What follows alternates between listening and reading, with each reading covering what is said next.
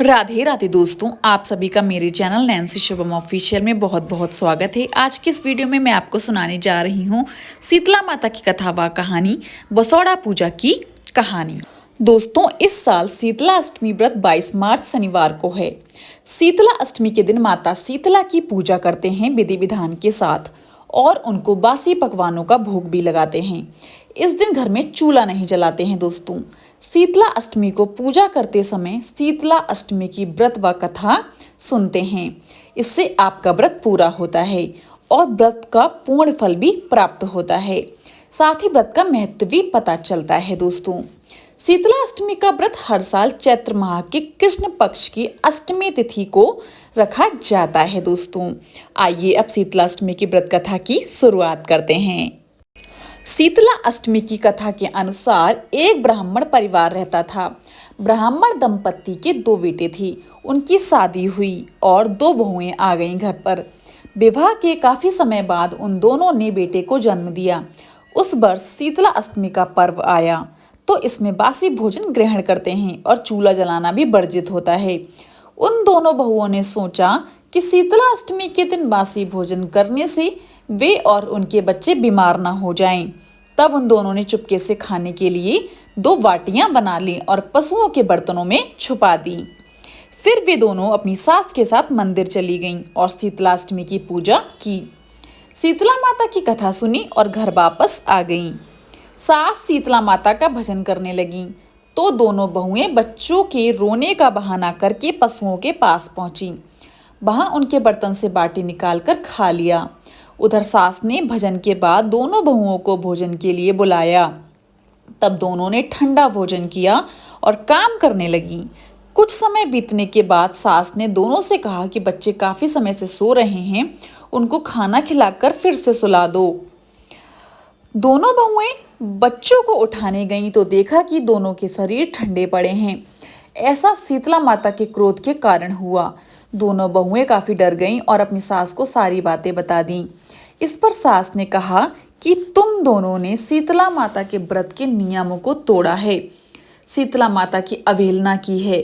सास ने गुस्से में दोनों को घर से निकाल दिया और कहा कि दोनों बच्चों को पहले की तरह स्वस्थ लेकर ही आना। दोनों बहुएं वहां से चली गईं। दोनों एक खेजड़ी के पेड़ के नीचे पहुंची जहां पर 2 बहनें शीतला और ओरी बैठी थीं। दोनों के बालों में जुएं थीं। दोनों बहुएं वहां पर बैठ गईं और उनके बालों से जुएं निकालीं। इससे शीतला और ओरी को राहत मिली। उन दोनों ने कहा कि जैसे तुमने जुएं निकाल कर राहत दी है, वैसे ही तुम्हें पेट की शांति मिले। इस पर दोनों बहुओं ने कहा कि पेट का दिया ही लेकर भटक रही हैं, लेकिन अब तक शीतला माता के दर्शन नहीं हुए। इस शीतला माता ने कहा कि तुम दोनों ने शीतला अष्टमी के दिन गर्म भोजन करके पाप किया है। यह सुनते ही उन दोनों ने शीतला माता को पहचान लिया, उनको प्रणाम करके अपनी गलती के लिए क्षमा मांगी और कहा कि फिर आगे से ऐसी गलती उनसे कभी नहीं होगी, वो कभी नहीं करेंगी। उनके वचन देने पर शीतला माता प्रसन्न हुई और उनकी कृपा से दोनों के बेटे जीवित हो गए। दोनों बहुएं बहुत खुश हो गईं और अपने बच्चों के साथ गांव वापस आ गईं। उन दोनों ने अपनी सास से पूरी घटना बताई और शीतला माता के दर्शन देने की बात कही तो पूरे गांव में उनका स्वागत किया गया।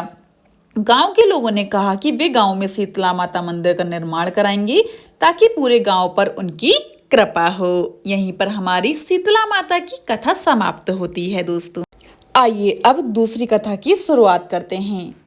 पौराणिक कथा के अनुसार एक राजा थे जिनके इकलौते पुत्र को चेचक निकली थी। उसी राज्य में एक काशी पुत्र को भी चेचक निकली हुई थी। काशी परिवार बेहद गरीब था पर मां भगवती का उपासक था। वह परिवार बीमारी के दौरान भी पूजा पाठ के नियमों को अच्छे से निभाता रहा। उस घर में नमक खाने पर भी पाबंदी थी। यहाँ तक कि सब्जी में छौंक भी नहीं लगता था और ना ही ज्यादा भुनी तली चीजें खाई जाती थीं। इसके अलावा काशी और उसके घर वाले गर्म वस्तु का सेवन भी नहीं करते थे। इस तरह नियमों के पालन से काशी पुत्र बहुत जल्दी ठीक हो गया। दूसरी तरफ भगवती के मंडप में सतचंडी का पाठ शुरू करवा दिया था। रोज हवन और बलिदान होते थे। राजकुमार को चेचक होने के बावजूद राजमहल में रोज कढ़ाई चढ़ती थी। तरह तरह के गर्म स्वादिष्ट पकवान बनते थे। जिस कारण उन लजीज पकवानों की सुगंध से राजकुमार का मन बहक जाता और वह भोजन के लिए जिद करता था। इसके बाद शीतला माता का प्रकोप घटने की बजाय बढ़ता चला गया। अब उसे बड़े बड़े फोड़े भी निकलने लगे। उन फोड़ों में खुजली और जलन होती थी तेजी से। फिर एक दिन राजा के गुप्तचरों ने बताया कि महाराज काची पुत्र को भी शीतला निकली थी, लेकिन वह अब काफी जल्दी ठीक हो गया है। यह जानकर राजा को हैरानी हुई कि मैं शीतला की इतनी सेवा कर रहा हूँ, तब भी मेरा पुत्र रोगी हो रहा है, जबकि काची पुत्र तो बिना सेवा के ही जल्द ठीक हो गया। तभी श्वेत वस्त्र धारिणी माँ भगवती राजा के सपने में आकर बोली, हे राजन, मैं तुम्हारी सेवा से प्रसन्न हूँ, इसलिए तुम्हारा पुत्र अभी जीवित है। इसके ठीक ना होने का कारण ये है कि तुमने शीतला होने के समय पालन करने वाले नियमों का उल्लंघन किया है। तुम्हें इस हालत में नमक पर पाबंदी लगानी चाहिए, बिना छौंक वाली सब्जियों का सेवन करना चाहिए, क्योंकि छौंक के गंध से रोगी का मन ललचाता है। इसके अलावा रोगी को किसी के पास आना जाना भी नहीं करना चाहिए, क्योंकि इसके संक्रमण फैलता है। अतः इन नियमों का पालन करोगे तो तुम्हारा पुत्र अवश्य ठीक हो जाएगा।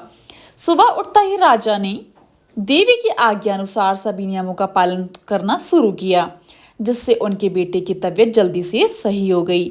इस तरह पूजन और कथा वाचन से पुण्य की प्राप्ति और कष्टों का निवारण होता है। दोस्तों, यहीं पर हमारी कथा समाप्त होती है। अगर आपको वीडियो पसंद आया हो तो जाने से पहले मेरे चैनल को लाइक, शेयर एंड सब्सक्राइब करना बिल्कुल भी ना भूलें दोस्तों। एंड कमेंट बॉक्स में मुझे राधे राधे जरूर लिखिएगा, मुझे बहुत ही ज़्यादा खुशी होगी। आप सभी को राधे राधे।